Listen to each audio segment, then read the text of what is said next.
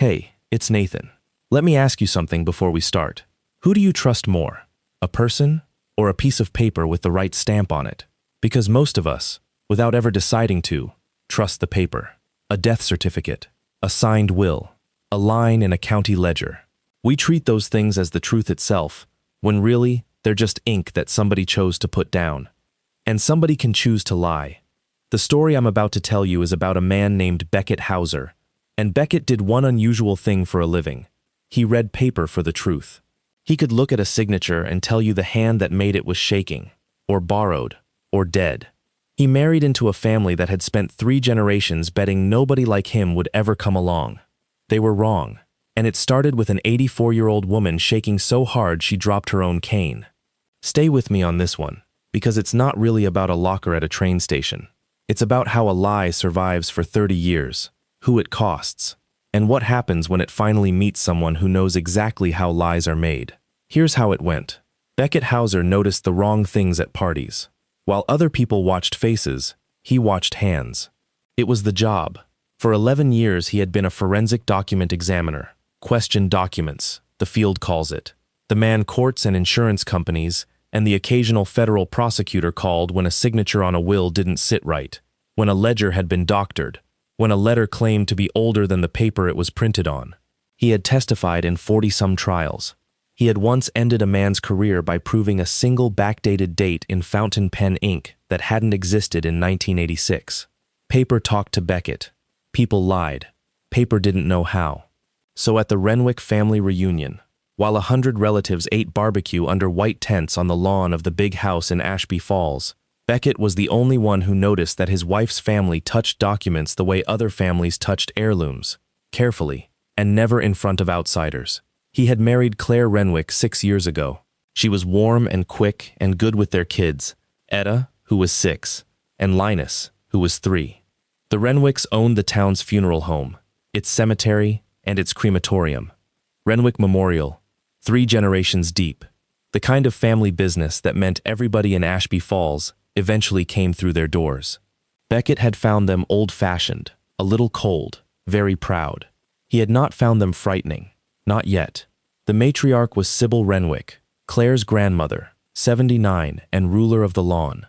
She greeted Becket the way you greet a parcel that was delivered to the right address, pleased it arrived, uninterested in the contents. Claire's brother Pierce ran the crematorium now and shook Becket's hand like he was testing the bones in it. Claire's sister Delphine kept the books. The family lawyer, a soft-spoken man named Marlowe Fry, drifted between the tents refilling drinks nobody had finished, listening to everything. And then there was the old woman in the wheelchair at the edge of the party, under the one tree nobody had set a table near. Great Aunt Opal, 84. Claire had told him once that Opal's mind came and went. The family wheeled her out for reunions and parked her in the shade like a piece of the furniture they were obligated to keep. Becket brought her a plate. It was just manners. He crouched by the wheelchair, and the old woman's eyes, which were not the eyes of someone whose mind came and went, locked onto him with a focus that made the hair on his arms stand up. "You're the document man," Opal said quietly. Claire married the document man, and then, so softly the wind nearly took it. "Oh, you poor fool. They have no idea what they did." Becket did not get to ask what she meant. Sybil's voice came across the lawn like a thrown rope. "Becket, come meet the cousins." And Opal's face closed like a drawer. That should have been the end of it. It wasn't, because 2 hours later, Becket went into the house to find a bathroom, and a thin hand shot out of the pantry doorway and pulled him in. Opal had gotten herself out of the wheelchair. She stood in the dark of the pantry gripping a shelf, her cane already on the floor, where it had slipped from a hand that wouldn't stop shaking. Up close, she smelled like lavender and fear. "Listen to me, because I will only get to say this once," she whispered. "I have stayed silent for 30 years. 30 years, because I was a coward, and because I had no one to give it to who would understand. But you understand paper. God help you. You're the first one of you they've ever let in the door." "Opal, I don't. Your children," she said, and her voice cracked on the word, "are not safe in this family. Not Etta. Not the little one. You think they're heirs. They're inventory." Her hand closed on his shirt. "Don't react. Don't look surprised. They're watching the windows. Don't stay the night in this house. And tonight, alone, You go to the train station in Calder Junction and you open locker number 7. She pressed something flat and stiff against his chest, under his shirt, the way you'd hide a knife. An old photograph. He could feel the brittle edges of it. Don't look at it now, Opal breathed. Locker 7. Tonight. Alone. Promise me. Beckett, to his own later shame, laughed. It was a small, nervous laugh. The laugh of a reasonable man being told the world was on fire by an old woman in a pantry. Opal, he started gently, you've had a long day. She didn't laugh. She just looked at him with 84 years of being right and unheard. And she said, Calvin laughed too. Then she folded back into herself, reached for her cane, and called out in a thin, wandering voice, Is somebody there? I've lost my way to the garden. Footsteps came. Beckett stepped out of the pantry just as Pierce rounded the corner, and he made himself smile and say the old aunt had gotten turned around. Pierce's eyes went to Beckett's shirt for 1/2 second too long. Then he smiled back, and the smile was worse than a frown. In Beckett's truck, before he'd even started the engine, his phone buzzed. Claire. He read it twice. Whatever my aunt told you, she's confused. She does this. I'm so sorry. Come back to the table, baby. The kids want you. He had not told anyone that Opal told him anything. Beckett did not go back to the table. He texted Claire that Linus was tired and he was running the kids home, and he buckled 2 sleepy children into their car seats while the whole reunion watched him from under the white tents, and he drove out of Ashby Falls with his hands very steady on the wheel and his heart going like a fist on a door. Calder Junction was 20 minutes east, an old rail depot, half of it shut down, the kind of place with a bank of dented metal lockers nobody had emptied in years. Beckett dropped the kids at his sister Wren's apartment first. Wren was a paralegal, sharp as a tack, the only Hauser left besides him. He didn't explain much. He said, If I'm not back by midnight, this photograph and this address go to the state police. And he put the old photograph in her hands. That was the first time he looked at it himself, under Wren's kitchen light. It was a Polaroid gone amber with age. A younger Opal, maybe 40, stood next to a tall man with a kind, ordinary face. They were outside Renwick Memorial. The man had his arm around her. On the white strip at the bottom, in fountain pen ink Beckett's trained eye dated to the late 80s, someone had written, Opal and Calvin, the day before he asked too many questions. On the back, in a different, hurried hand, he is not in the ground we were given. None of them are. Beckett's mouth had gone dry. Who's Calvin? Wren asked.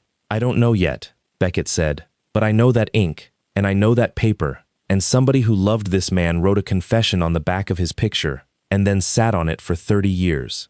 He kissed his daughter's hair. Lock the door. Locker 7 at Calder Junction opened to the little key that had been taped, he discovered, to the back of the photograph under a layer of yellowed cellophane. Opal had thought of everything, 30 years ago. The locker breathed out the smell of old paper and dust. Inside was a steel document box, and inside the box was 30 years of one woman's quiet, terrified bookkeeping. There was a man's wristwatch, stopped, a wedding ring, a bus ticket to Ashby Falls dated the week Calvin Rowe disappeared in 1994, and paper, folder after folder of paper, and the moment Beckett's hands touched it, the whole night changed, because Beckett Hauser could read what was in that box the way you and I read a headline. There was a death certificate for Calvin Rowe. Cause of death, heart failure. Place of death, Renwick Memorial. Signed by the county coroner. Disposition, cremation, same facility. 2 days later, fast, very fast. And Beckett, holding it up to the bare bulb of the depot, felt the floor tilt, because he had examined 10,000 documents, and he knew a forgery the way a sommelier knows corked wine. The signature of the attending physician had been traced. You could see the tremor of a slow, careful hand copying a fast, confident one. The ductus was all wrong. The pen had stopped and started where a real signature flowed. And the date stamp had been printed with a daisy wheel font that, he would have bet his license, the county didn't adopt until 1996. 2 years after the death it certified. Calvin Rowe had not died of heart failure in 1994. Calvin Rowe had been processed, and under his certificate were others, 11 of them, spanning 31 years. 11 people who had married into the Renwick family, and Beckett, reading the names, the dates, the matching too-fast cremations all signed off by the same revolving cast of coroners, understood with a cold that started in his stomach and spread outward that he was not looking at a tragedy. He was looking at a business model. The Renwicks did not bury their outsiders. The Renwicks cremated them, forged the paper, and kept the money. He was number 12. Beckett sat down on the cold concrete floor of the depot with 11 dead strangers in his lap, and made himself do the only thing that had ever saved him, which was to think instead of run. He was a document examiner. He was, it turned out, the single worst possible person the Renwicks could have married. And they hadn't married him by accident. Nobody married into that family by accident. He thought about how Claire had met him, a fender bender in a courthouse parking lot, her insurance, her smile, her interest in his unusual job that had seemed flattering and now seemed like a buyer inspecting a tool. He thought about the prenuptial agreement Marlowe Fry had drawn up, the life insurance Claire had so reasonably suggested for the kids, the trust she'd folded his small inheritance into. He thought about Etta and Linus, who were not, in Opal's word, heirs. He thought, very clearly, about the fact that he could not win this by calling the Ashby Falls police, because the Renwicks owned the county's death the way other families own a hardware store. Coroners signed what they were told to sign. Whatever he handed a local cop would vanish into a drawer, and then so would he. So Beckett did not call the local police. He photographed every page in that box with the slow, methodical care of a man building an exhibit for a jury, front and back, raking light across the paper to bring up the indentations, a ruler in frame for scale. He drove the originals back to Wren's, and the two of them sealed them in evidence bags, and at 2 a.m. Beckett wrote down, for the first time, the shape of what he was going to do. He was not going to flee with his children and spend the rest of his life looking over his shoulder. He was going to take 11 forged death certificates and a 30-year-old confession, and he was going to walk back into that family smiling, and he was going to let them believe their tool had no idea what it was, and then he was going to use the one thing they had never planned for. He was going to make their own paper testify against them. "You're going back?" Wren said. "Beck, they kill people. They forge people," Beckett said. "Killing is the easy part for them. The forging is where they're sloppy, because for 30 years, nobody who could read it ever looked." He set the stopped watch on the table between them, Calvin Rowe's watch. 11 families got a box of ashes and a lie. "I read paper for a living, Wren. I'm going to read this until it convicts them." He came home at 3. Claire was awake, and she was good. God, she was good. She cried and hugged him and apologized for Opal, for the family, for the strangeness, and she searched his face the whole time for the thing she was afraid he'd seen. Beckett gave her nothing. He had spent a career keeping his face still in front of liars. He told her the old woman had rambled about ghosts, and that he'd taken the kids home because Linus was cranky, and Claire's shoulders came down an inch, and Beckett knew he had bought himself a little time by being, for one night, a better liar than his wife. The next morning he did the thing the Renwicks would never expect a frightened man to do. He got interested in the family business. Beckett told Sybil, over Sunday dinner at the big house, that he'd been thinking it was foolish to be married into the most respected family in Ashby Falls and know nothing about their work. He said he wanted to understand the place that meant so much to Claire. He said it humbly, like a man asking permission. Sybil Renwick looked at him for a long moment over the rim of her glass, the look of a woman deciding whether the dog had really learned to sit, and then she smiled and said the family would be delighted. It was the smartest move he ever made, because it put him inside the building. Renwick Memorial was a beautiful old place, all dark wood and lilies and hush. Pierce showed him the crematory with the bored pride of a man showing off a grill. Delphine showed him the office where the records lived, and Beckett, who had been trained to memorize a room's worth of filing in one pass, saw the fire safe in the corner, the one Delphine's eyes went to and then away from, the way Opal's eyes had gone to the pantry. He saw the logbook on the desk, the green ledger, 3 generations of intake and disposition in a dozen different hands. He saw, in other words, the murder weapon, sitting in plain sight because no one in this family had ever imagined a guest who could read it. And over the following weeks, Beckett read everything they let him near, and a great deal they didn't. He learned the rhythm of the place. He learned that Pierce drank on Thursdays and left the office unlocked. He learned that the green ledger never left the building, but that Beckett had a phone and a steady hand and an examiner's eye for which pages mattered. He learned that the family's trust, the one that owned the funeral home, the cemetery, the insurance policies, and now a sliver of his own life, was administered by Marlowe Fry, and that Fry was not a Renwick by blood, which meant Fry was a man who could, in the right circumstances, be made afraid. But the thing that changed everything was a girl. Sadie Renwick was 16, Pierce's daughter, sharp-eyed and furious in the specific way of a teenager who has figured out that her family is wrong and has no one to tell. She found Beckett one afternoon in the records office, photographing a page of the Green Ledger, and instead of screaming for her father, she shut the door behind her. "You're not really into all this," Sadie said. "Nobody marries in and gets into all this, so either you're one of them or you found out." Her chin came up. "Which one are you?" Beckett made the most dangerous decision of his life in half a second, because he had learned to read people almost as well as paper, and what he read in Sadie Renwick was a kid drowning. "I found out," he said. "Your great-aunt Opal handed me a photograph. There's a man named Calvin Rowe in it, and he's not in the grave they gave his family." Sadie didn't cry. She got very still. Then she said the words that turned a frightened husband into a man with a case. "There's a part of the cemetery called the Garden of Peace. Cremation memorials. No bodies, just plaques. Grandma Sybil takes us out there every reunion and makes us put flowers down and tells us it's where family rests." Her voice shook. "But I work summers in the office. I've seen the maps.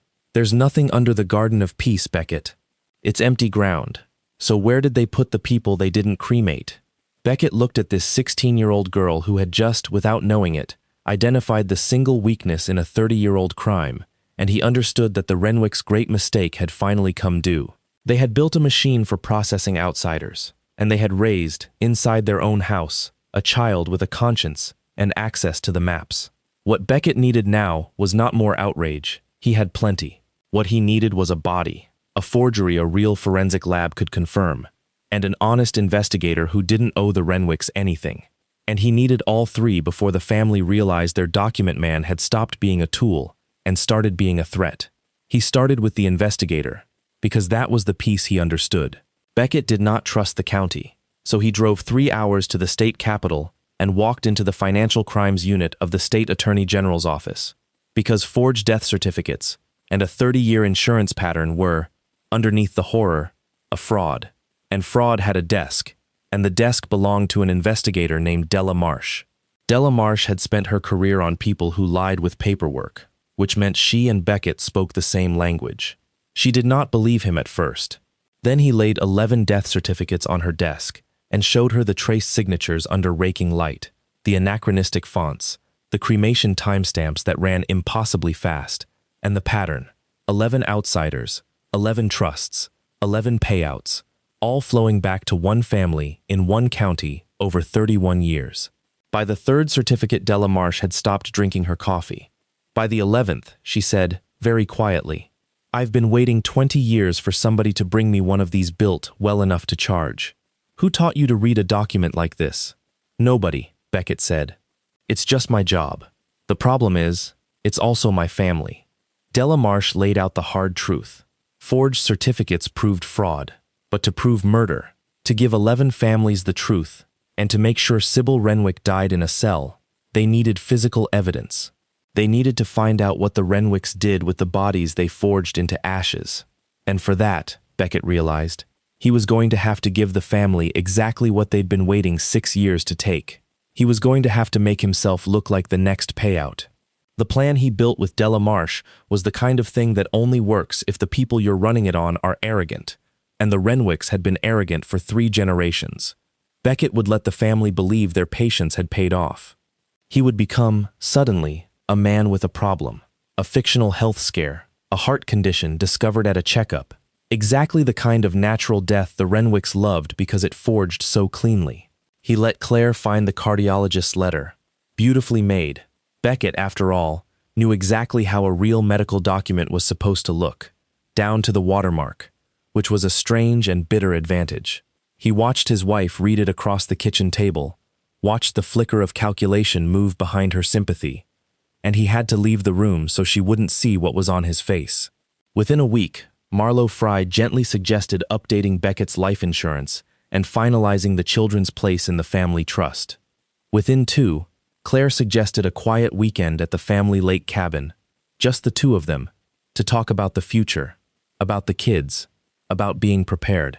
Beckett said yes to all of it, Every yes was a thread, and Della Marsh's unit was on the other end of every thread, listening, because Beckett wore a wire that he, of all people, had made undetectable.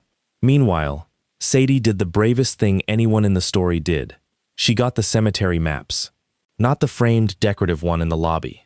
The real survey maps in the fire safe. The ones with the grid coordinates, with 3 small notations in the oldest hand in the family. Sybil's hand, marking the corner of the grounds behind the maintenance shed that no map called anything at all.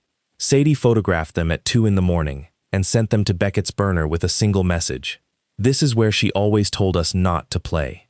Della Marsh took the maps, the 11 certificates, and the recordings of Marlowe Fry discussing a trust payout on a man his own letter said was dying, and she got a judge 3 hours away, a judge with no county loyalties, to sign a warrant. Ground-penetrating radar, a forensic anthropology team, and a quiet order that not one local official in Ashby Falls be told until it was already happening. The trap closed on a gray Tuesday. Beckett drove to the lake cabin with Claire for their weekend to talk about the future. He was calm. He had been calm his whole life. It was the thing that made him good at his job, and it was the thing that was about to save it. Claire made dinner. Claire poured him a glass of wine he did not drink. Claire talked about Etta starting first grade, about Linus, about how strong she'd have to be if anything ever happened to him, and Beckett listened to his wife rehearse her own grief, and understood that the only honest thing she'd given him in 6 years was the children. What Claire did not know was that 90 miles away, behind the maintenance shed of Renwick Memorial, a radar cart had just rolled over the unmarked corner of the grounds, and the screen had lit up with the unmistakable signatures of what the Renwicks had spent 30 years pretending they cremated. They found Calvin Rowe first. They would identify him later by the watch he wasn't wearing and the wedding ring that matched the one in Opal's box. Under the Garden of Peace, where Sybil made the children lay flowers, there was nothing but clean earth. The truth was behind the shed, in unmarked ground, 11 of them, exactly as the back of one Polaroid had promised. He is not in the ground we were given. None of them are. When Della Marsh's call came, Beckett excused himself from the cabin table to take it on the porch. He came back in, set his phone down, and for the first time in 6 years he let his wife see his real face. The cardiologist's letter is a forgery, he told Claire pleasantly. I made it. I'm a forensic document examiner, but you knew that. It's why you married me. You just never asked what it meant. He watched her go white. It means I can make a fake document. It also means I can read yours. I read all of them, Claire. Calvin Rowe, the other 10. I read your grandmother's whole green ledger, and right now there are state investigators standing behind your family's maintenance shed looking at what's actually buried there, and not one of them owes your county a thing. Claire ran for the door.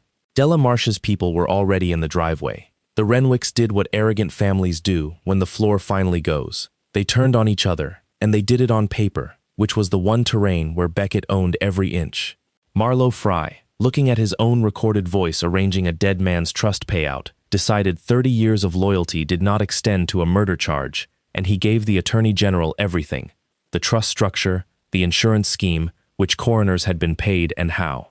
The bought coroner, Dr. Quill Mabry, cut his own deal. Pierce was arrested at the crematorium. Delphine was arrested at the office she'd kept so neatly. And Sybil Renwick, 79, ruler of the lawn, was arrested in her own parlor. And the last thing she said as a free woman, staring at her granddaughter Sadie, was, "You let a stranger read our house." He didn't read it, Sadie said. He just believed what it said.